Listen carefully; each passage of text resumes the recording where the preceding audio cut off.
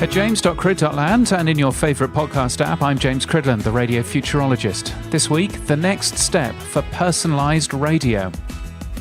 I'm James Cridland, the radio futurologist. Except obviously I'm not.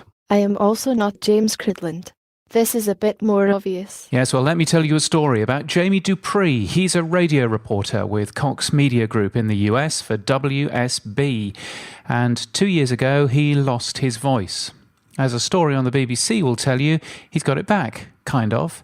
A company based in Scotland has sampled his voice from a set of recordings, and he's now back filing full reports for the company with the aid of voice synthesis. Now, when Dupree types a sentence, he's able to hear his computerized voice say those exact words. Mainly due to tax refunds being paid out by the IRS so far this fiscal year. Well, the technology isn't 100% perfect, but it's certainly well on the way, and that's, of course, interesting to radio.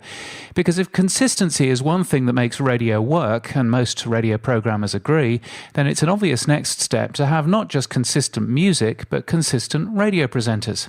Indeed, the same radio presenters 24 hours a day. There are already radio stations like this. I wrote about the excellent tight-sounding Carolina Classic Hits a while ago, which has the same radio presenter on air 24 hours a day. Station sounds great, with crunch and roll links and an almost relentless up-tempo sound. And Rick Freeman has been on the air every hour of every day since 2012, thanks to a bank of well over 5,000 voice tracks.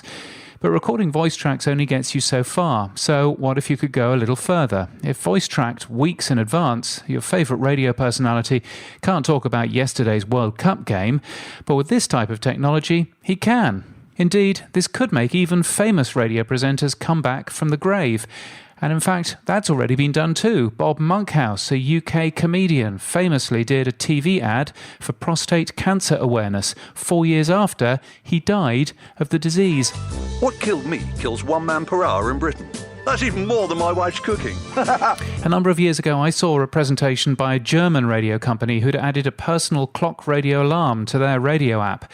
You'd wake up in the morning to hear the breakfast radio presenter say, "Good morning, James." Clever, but it turns out that you only need record 100 first names to cover the vast majority of your audience.